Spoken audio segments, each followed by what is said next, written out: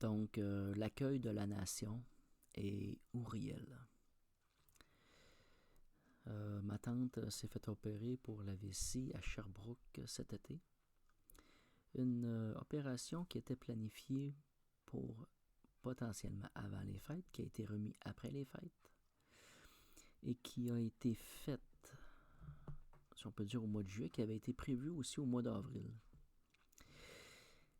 Du cheminement qu'elle a fait avec le député, elle a été voir le système de santé puis le député pour chercher de l'aide pour être rencontrée par les médecins et suivie. Elle avait déjà subi une opération. Il y avait été installé une bandelette pour retenir la vessie ou relever tout ça. Donc une chirurgie importante qui avait échoué quelque part. Et là, ils ont repris leur travail. Et malheureusement, en tout cas, aujourd'hui, j'ai rencontré ma tante récemment et elle disait que sa gynécologue était très fâchée, plutôt la personne qui est responsable des systèmes urinaires, était très fâchée du travail qui avait été fait à Sherbrooke dans la dernière opération. Donc, en plus que le système est désorganisé et quelque part, l'ouvrage est parfois bâclé. Et c'est extrêmement désolant d'observer ces aspects-là. Donc, les gens qui ont fait l'opération étaient-ils des étudiants? Je ne sais pas. Étaient-ils des professionnels vraiment? C'était-tu si magané que ça pour qu'ils m'offrent la job, si on peut dire, ou que ça ne soit pas au point, mettons. Bon. C'est un aspect de mon déplacement à Sherbrooke, d'accompagner ma tante avec son ami Marc et Isabelle, ma tante Isabelle, à Sherbrooke. Puis j'ai été resté. Moi, je tenais à aller rencontrer les Esséniens dans cette période parce qu'ils sont là. Et donc, il y a eu une planification avril à peu près. Puis finalement, ça a glissé vers une date qu'on ne connaissait pas trop, qu'on a su vraiment un peu une semaine ou mettons 2 semaines avant l'opération, qui s'est faite au début juillet. Donc, le processus de se rendre à Sherbrooke, ça s'est bien passé pour ma tante. Je suis arrivé en avance pour pouvoir me positionner ou m'atterrir pour être là dans le moment opportun. Il y a beaucoup d'énergie particulière qui gravite autour de ma tante. Puis ce que je me suis rendu compte, c'est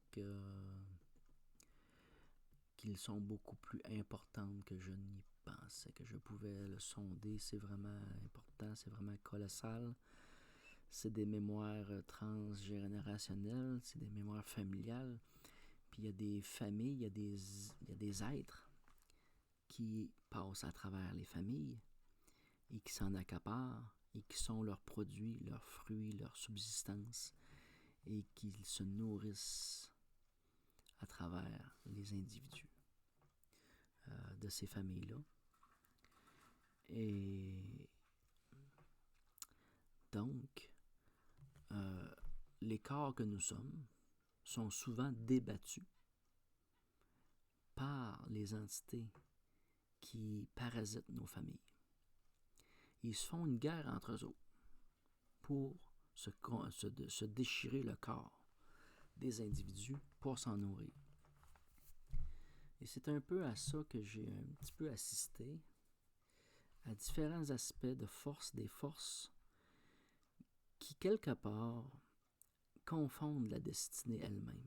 Parce que le mot destinée est déjà de quelque chose qui est abstrait ou en partie, qui va être discuté dans une autre vidéo. Et par contre, on voit ces forces-là agir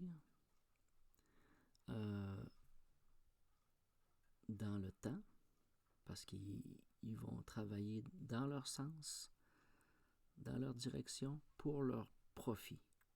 Et ils vont influencer. C'est toujours un jeu d'influence, comme un courant dans l'eau, dans un lac, dans une mer, comme un vent contraire qui arrive puis qui vient forcer la marche ou la mesure. Lorsqu'on ne sait pas naviguer, on se laisse emporter. Alors, il y a des dérives et ce que j'ai observé, c'est beaucoup d'influences autour de ma tante Isabelle. De fortes influences. Donc,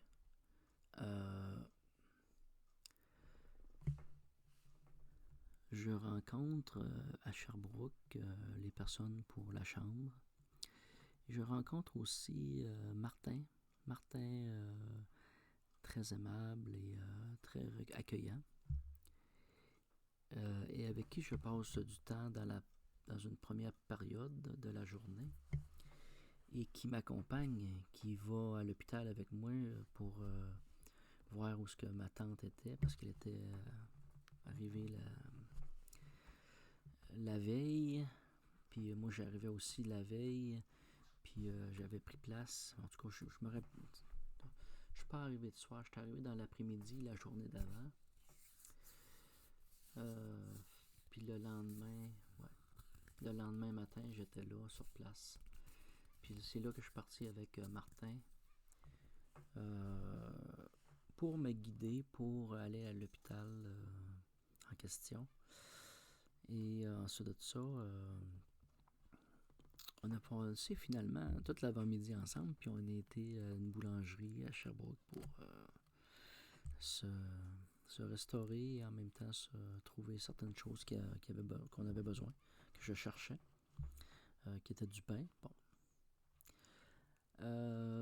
Donc, ça a été un beau moment. Ça a été un moment, une complicité un petit peu parce que c'était un amateur de plantes et on est allé dans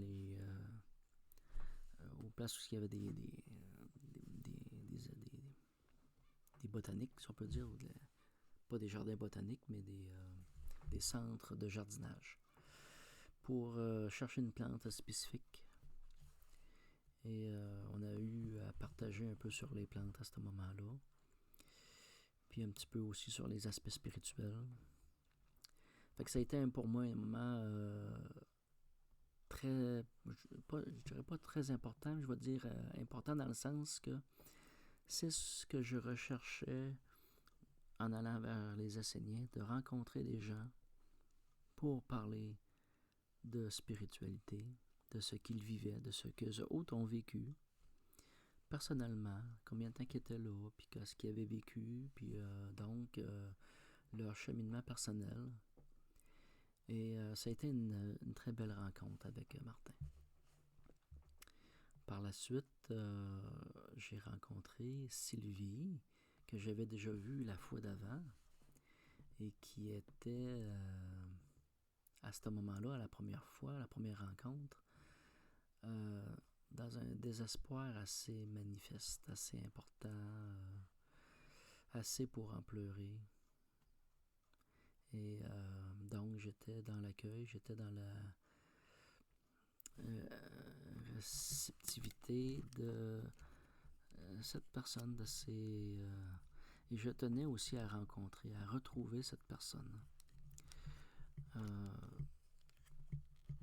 Donc, ça a été pour moi une retrouvaille importante, de cœur à cœur, et j'ai été grandement, vraiment grandement accueilli et comment je pourrais dire ça? Elle m'a proposé de faire le tour du site à Sherbrooke, des lieux importants de prière, et nous avons passé la journée entière à ce moment-là. Cette journée-là, ma tante était opérée. Donc, elle n'allait pas se réveiller avant le soir ou le lendemain. Ça dépendait de quelle heure qu'elle sortait de la table d'opération. Donc, dans cette période d'attente, j'étais là au village essénien. Et donc, Sylvie m'a proposé de faire le tour du site, qui a été pour moi quelque chose de fondamental que je recherchais. J'ai reçu un cadeau. J'ai reçu un cadeau d'une personne que je pourrais dire dans un naturel, une simplicité et en même temps une certaine fragilité d'un être qui portait un ange, qu'elle ignore, mais on aura à le partager, et qui le porte de façon naturelle. Donc, ça a été des moments privilégiés dans les différents sanctuaires, avec Gabriel, mais aussi avec Uriel. Et ces instants dans les différents lieux de Gabriel ont été importants et majeurs. Alors, dans cette journée, cette péripétie, il y a eu un aspect qui était que, bon, les enfants, ces petits-enfants étaient comme malades, ils ne filaient pas tellement. Puis, dont une a été malade dans la journée, a vomi. Puis bon, fait que là, les enfants, ben, ils n'avaient pas faim. Ben, tu été malade, t'as pas faim. Ils étaient tranquilles, ils étaient dans un cycle naturel, si on peut dire, du cheminement dans lequel ils étaient. Mais ça reste quelque chose qui est des éléments d'influence dans nos vies, qui font partie de nos vies, dans lequel on baigne et sur lequel on n'a pas de contrôle. Faut pas, tu peux subir, tu peux être impacté par certains événements comme ça. Donc, la journée s'est passée, puis c'est quand même allé jusqu'au souper, et après le souper, on a mangé ensemble, et nous avons partagé. Et ça a été pour moi quelque chose de très révélateur sur la nation, sur la personne qui m'accompagnait et sur moi-même. Ça reste quelque chose qui est personnel, puis je garde pour moi certains aspects, et dans le respect aussi des individus, parce que comme j'ai parlé de fragilité de la personne, j'ai parlé de fragilité dans... Comment je pourrais dire ça? C'est le bon mot. C'est correct. Et c'est quelque chose de profondément pur. Désolé. Donc, j'ai fait la rencontre ensuite progressivement avec Fabien, au fur de la journée aussi. Et Fabien a été une rencontre marquante, importante, parce que notre rencontre s'est poursuivie jusque dans la nuit, jusqu'à pratiquement 2 heures du matin. Ça a été quelque chose d'important, dans lequel nous avons partagé, où j'ai partagé aussi, ben, on a partagé vraiment des aspects de ce qui m'habite, de ce que je reçois comme information, que je partage. Et ça a été aussi un moment très fort, très privilégié, parce que personnellement, lorsque j'ai rencontré Fabien dans ses différents éléments, c'est de faire la rencontre d'un templier, de faire la rencontre d'un constructeur de temple, de faire une rencontre de quelqu'un qui est connecté au monde subtil et qui est dans une respiration importante dans chaque presque seconde de son existence. C'est vraiment imprégné. Il est imprégné par la connexion, par sa connexion qu'il fait dans chaque instant, dans les mots, dans le ressenti. Il semblerait des fois évasif, mais en même temps, il se connecte et saisit et goûte et fait des liens dans la saveur des choses, de l'esprit, et qui l'amène à être dans un mouvement, dans un déplacement.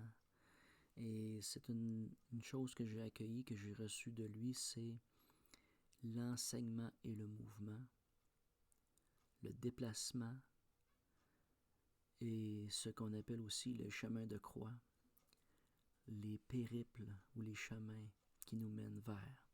Alors on parlait de certains sujets, on allait vers tel temple, tel lieu, on en reparlait, voilà, puis on s'en redirigeait vers une autre place, puis après ça on en repartait, puis on repartait vers une autre direction. Puis on a parcouru, on a fait un parcours assez grand aussi de nuit, à la lune, à l'éclairage de la lune. Ça a été un instant de magie aussi important. Et que j'ai compris que la spiritualité et les connexions du site sont une mécanique, sont un mouvement énergétique de cheminement personnel dans le déplacement physique, comme si nous marcherions dans un corps et que nous allions visiter certains organes de ce corps et que nous rentrions en communication avec les organes. Et la transformation qui se produit d'un organe à un autre dans le déplacement, comme à l'organe lui-même. Il y a eu un événement, un moment particulier.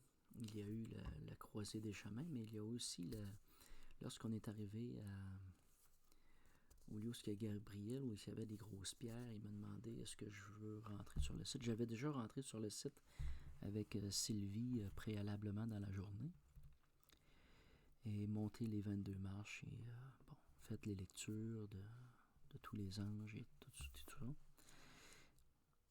Et j'étais fatigué, il était rendu 1h30 tout près, puis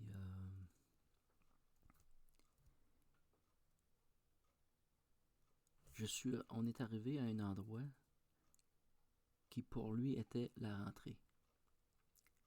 Et moi j'étais rentré par un autre endroit tout simplement, de façon très simple, très naturelle avec Sylvie. On est rentré sur le site comme ça, dans une forme qui n'était pas forcément la forme qui avait été placée pour entrer. Au moment que j'y étais avec Sylvie, c'était comme un mouvement naturel d'aller vers là, pour moi, pour entrer sur le site. Et sur le site, avec Fabien, il y avait une entrée spécifique, déterminée, puis il y avait des grosses pierres à côté. Puis les pierres, personnellement, me parlaient. J'ai développé, si on peut dire, un amour pour les pierres. C'est pas que j'ai développé. Je porte un amour pour les pierres de façon générale. Mais là, les pierres en présence, c'est vraiment de l'amour. C'est vraiment un sentiment d'amour profond de leur forme, de leur position, quand ils ont été placés là. L'énergie qui a été placée, l'énergie qu'elle portait de ce moment-là était éloquent, important et dans la pierre encore. Et l'aspect qui était prévu de rentrer était pour moi moins parlant, était différent. Et on observait pas un conflit, mais une distorsion sur l'aspect même de l'entrée. Parce qu'il y avait eu comme une espèce d'erreur par rapport à la façon que les statues sont placées par l'arrière, où ce qu'on rentre, comment est-ce que les choses se sont produites, puis que ça devienne ça. Donc, j'ai comme buté sur un aspect qui a été dans le temps soit fait trop vite. Je ne vais pas dire ça. Je ne veux pas dire que ça a été mal planifié. Il y a quand même quelque chose de très très profond dans la conception même de faire un site comme ça. Et juste d'avoir amené là ces pierres-là qui pèsent tout près de 3 tonnes chacune.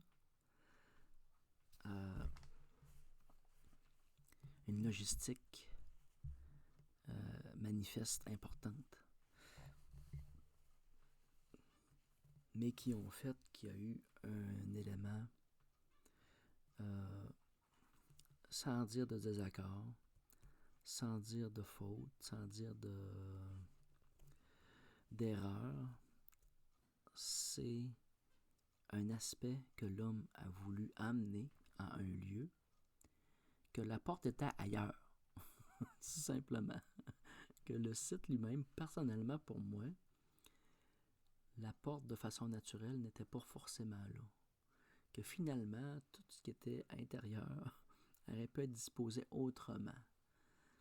Parce que c'est par principe simplement du mouvement de l'eau lui-même. D'arriver dans un site de l'eau par l'eau. Donc, dans sa baisseur. Suivre le ruisseau et arriver. Parce qu'il y a une petite colline et que pour que l'eau puisse s'en couler, elle est pompée pour dévaler ensuite puis longer les 22 marches. Donc, il y a un aspect monticule, création humaine, organisation humaine, mais en même temps, il y avait déjà un aspect naturel au mouvement de l'eau dans ce lieu. Bon, c'est un aspect. C'est mes observations. Ça n'enlève pas le charme du lieu parce que c'est vraiment magnifique.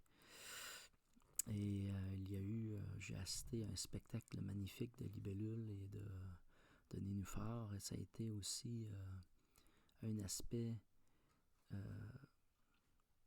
si on peut dire totem. Pour moi, de guidance, ça a été la libellule. Dans cette journée-là, dans ces événements-là, c'était l'aspect de la libellule qui a été une espèce de guide dans ces instants-là de cette fin de semaine, de ces journées, mettons. Alors, j'ai observé avec Fabien, un templier, un constructeur du temple, avec qui j'ai déjà partagé dans d'autres vies des constructions. Aujourd'hui, je ne sais pas si ça va se renouveler, mais pour moi, c'est un frère. Un frère du jour, d'aujourd'hui, mais aussi un frère passé, retrouvé. J'ai retrouvé un frère.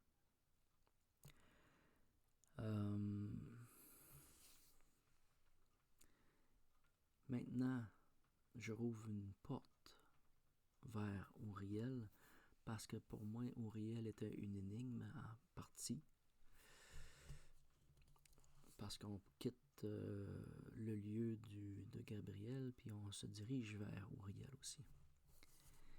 Et ça a été un instant de magie important. Puis cet événement-là est le point central de cette vidéo.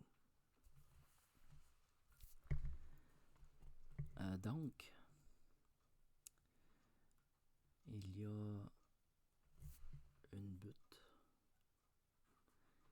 il y a un petit sentier, il y a une petite porte. Et sur ce chemin, Sylvie me laisse parcourir le chemin et aller vers ce lieu. Elle m'explique un peu, c'est où, on va voir ça, puis va là, puis vois ce qui se passe, ou bon, peu importe. Alors, j'arrive à une petite porte basse, j'entre, puis là, je rentre dans l'odeur, ce qu'on pourrait appeler d'un caveau à patates, c'est comme une pièce souterraine créée artificiellement. Et au départ, moi, j'ai pas de chandelle, j'ai pas rien, donc la seule lumière qu'il y a, c'est une petite grille dans le haut de la porte qui fait un petit éclairage naturel tamisé, puis un petit peu le contour de la porte qui est pas parfaitement étanche, tout à fait, je crois, en tout cas. Donc, il y a une prise d'aération nécessaire, importante, et qui amène une lumière un petit peu tamisée, très très basse. Alors, en assez peu de temps, je m'assois, je me place devant les images et ce lieu de prière. Et je m'attends à rien, je m'assis là, puis je rentre dans la méditation et ça a pris le temps de rien.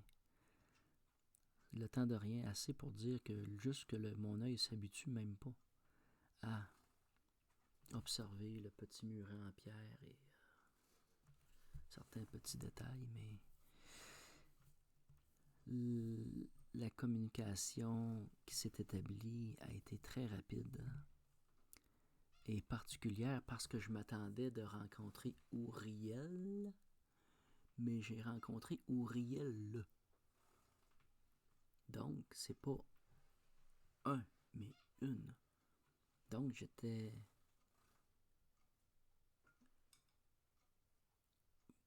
pas à la rencontre. J'ai été surpris qu'il y a une énergie qui est venue vers moi rapidement. Un empressement. C'était presque un empressement. Et j'ai senti dans l'intelligence de l'ombre de ce lieu-là une connexion avec la terre et une résonance avec la terre, avec les racines, avec les pierres. Et on me parle de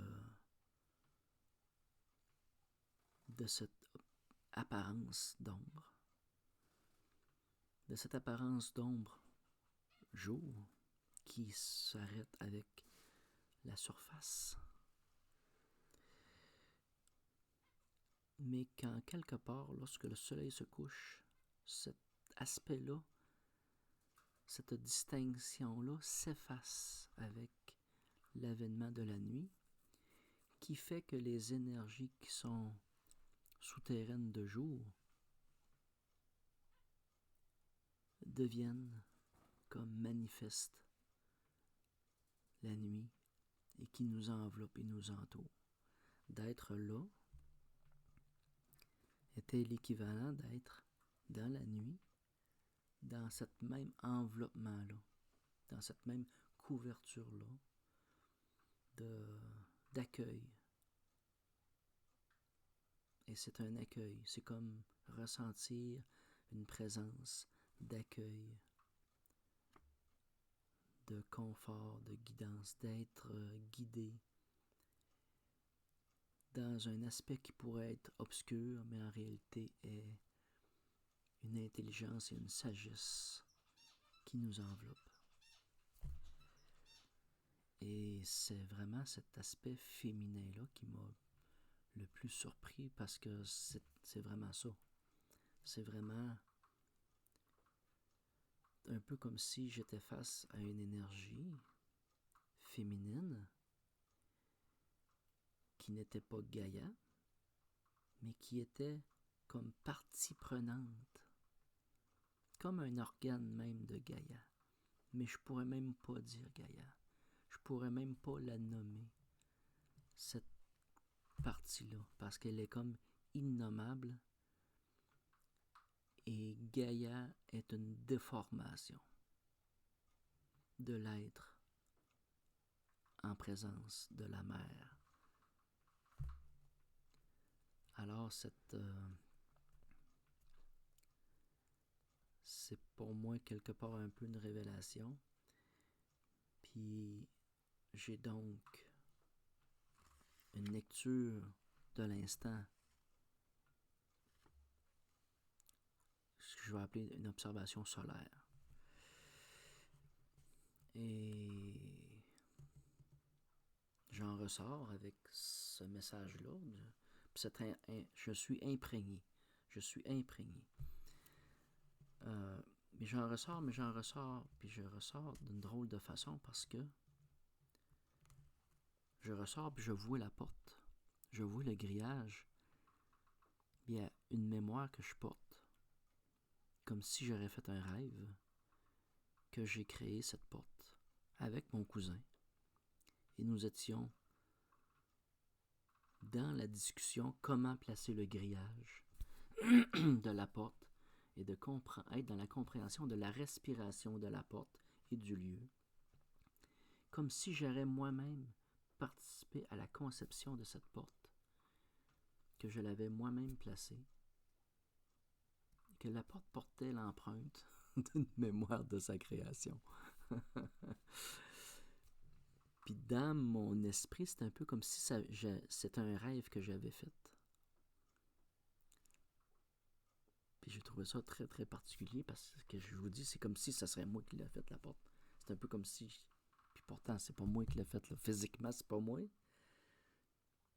Mais c'est un peu comme si je porterais la mémoire de la personne qui a créé la porte qui est encore là.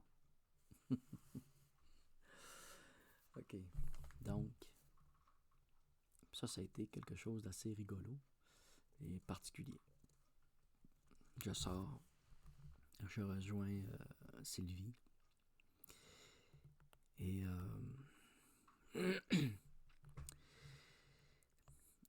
je repense dans le temps à cet instant. Et j'y retourne et je me réinstalle dans ce corps, dans mon corps de cet instant.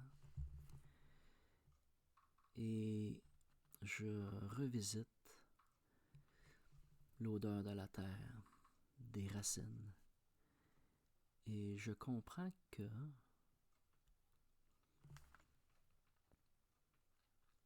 dans mon cheminement de la journée, il y a eu une particularité, c'est-à-dire qu'il y avait il y a comme tout le temps mouillé à Sherbrooke cet été, ou en tout cas, il y a eu beaucoup de pluie. Puis il y avait des grandes flaques d'eau. Des fois, on marchait nu-pieds dans l'eau. Des fois, il était rocailleux. On en remettait nos chaussures. Après ça, on changeait de... Puis oui, on sentait la terre.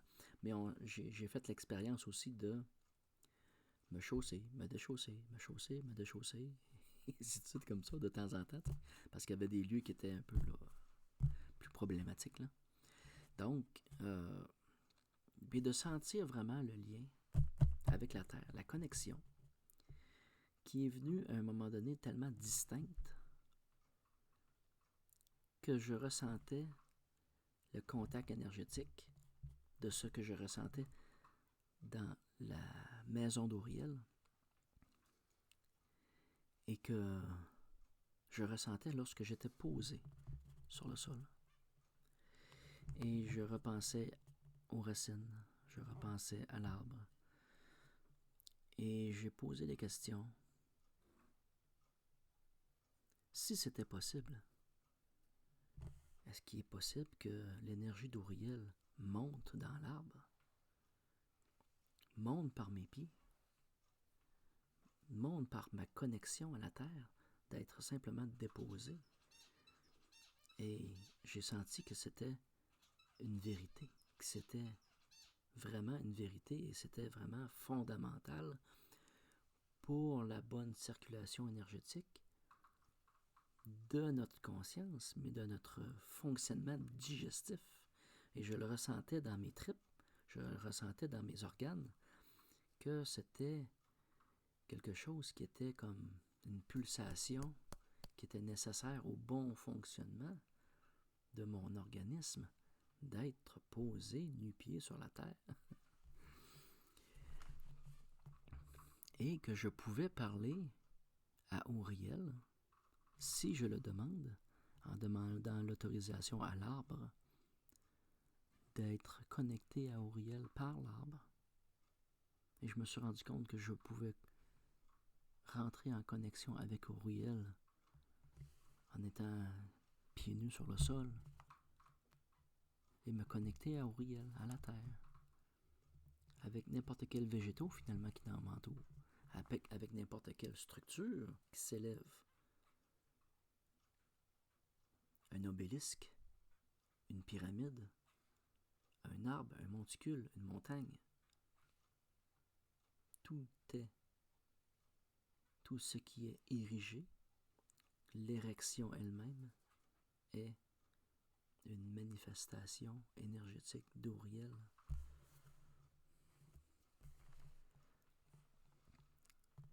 Et c'est un peu là que j'ai compris l'aspect qui est considéré comme un masculin sacré dans le féminin sacré. Mais j'ai fait une observation récemment à travers le corps universel, d'un autre aspect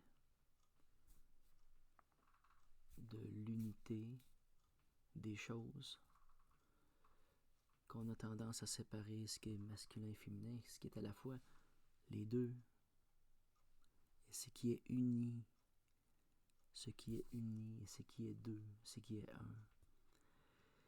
Un petit exemple entre parenthèses, c'est comme si je vous parle du sexe humain, je vous parle de l'ensemble de tout ce qui fait allusion au féminin et au masculin unis ensemble. Donc les deux aspects du sexe humain sont une unité, sont l'ensemble, sont le corps. Ils sont le corps du sexe féminin. Dans la Terre, c'est la même chose. L'union des deux sont le corps de la Terre. C'est comme le corps du ciel. C'est l'union du féminin et du masculin forme le corps. La séparation est une illusion. C'est une vidéo que je vais faire prochainement. Donc, lorsque je me connecte avec Auriel, je me connecte avec ce principe d'androgyne qui est à la fois masculin, à la fois féminin, tout dépendamment de l'observation et de la position que je peux apprendre. Et que c'était tout naturel de rencontrer une énergie féminine en me connectant à Auriel. Je le perçois vraiment comme ça. Cet aspect-là devient un prélude à une vidéo qui va vous être présentée, que j'ai faite avec Elisabeth sur Auriel, qui était une curiosité de ma part, parce que je voulais me connecter d'une façon différente, aller avec Elisabeth, faire cette rencontre qui est singulière dans sa forme. Parce que c'est un cheminement, c'est une rencontre qui se fait à deux, dans une dynamique spécifique particulière, qui est pas proscrite, mais qui est discutable. Discutable. Personnellement, je ne suis pas encore à l'aise avec ce qu'on appelle l'hypnose régressive. Je observe certains aspects, mais personnellement, j'ai une certaine facilité avec mes outils personnels à aller vers les mondes subtils. Mais là, on parle d'être avec une autre personne, avec des outils différents, et on rentre en communication avec le monde spirituel d'une autre façon, avec d'autres outils, qui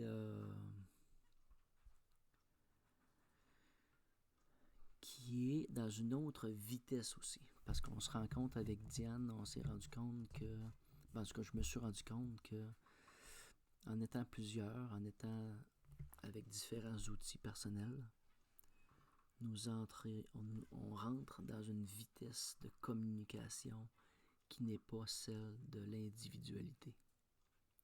Il se crée, autant qu'on pourrait penser que c'est plus long, parce qu'on est plusieurs, mais en vérité, le fait d'être plusieurs, d'avoir plusieurs observations, plusieurs œils, crée une vitesse de pénétration dans la matière, ce qu'on pourrait appeler la matière sombre ou l'obscurité. Nous visitons l'abysse ensemble et nous le faisons d'une façon personnelle, spécifique et crée une vitesse de pénétration qui crée un contact d'une vitesse et qui fait que l'information reçue demande un temps de digestion plus long et qui est nécessaire.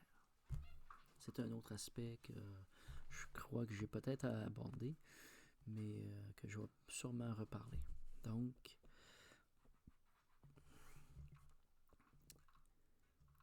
c'est mes observations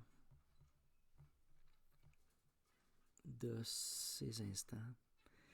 J'ai des discussions avec Fabien, puis de son cheminement personnel qu'il veut faire un peu. Donc, j'espère revoir tous ces individus, toutes ces personnes. J'espérais aussi rencontrer les personnes que j'avais rencontrées la fois d'avant. Puis là, on se rend compte qu'il y en a qui sont partis, il y en a qui sont comme dans une forme d'isolement ou de séparation plutôt, qui est dans une cohabitation, mais fragile.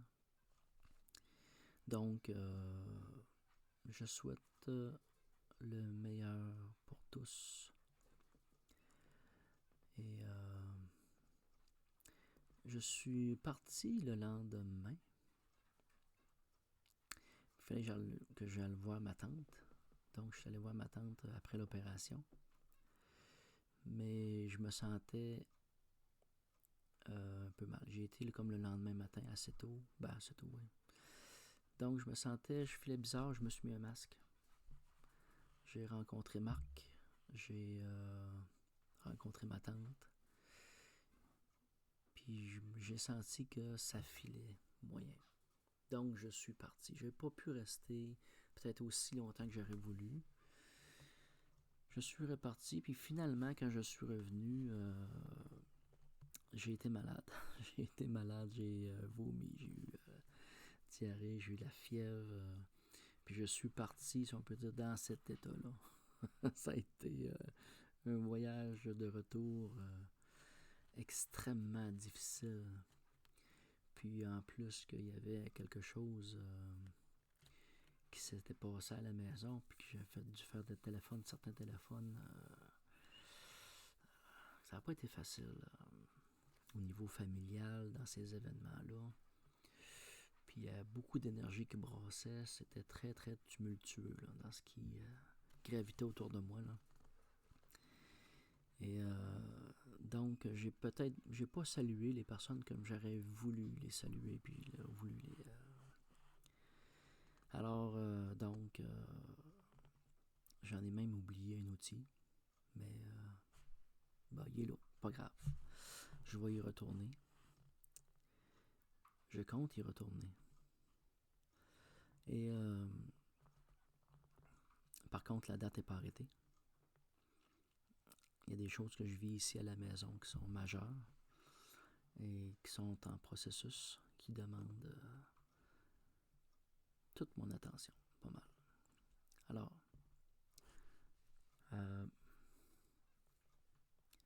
ça met fin à cette vidéo, puis c'était un peu un tour de table que je voulais faire sur ça. La prochaine vidéo qui va peut-être venir toucher certains points que j'ai touchés, c'est vraiment l'illusion de la séparation. Puis sur ce que ça comprend comme aspect. Merci.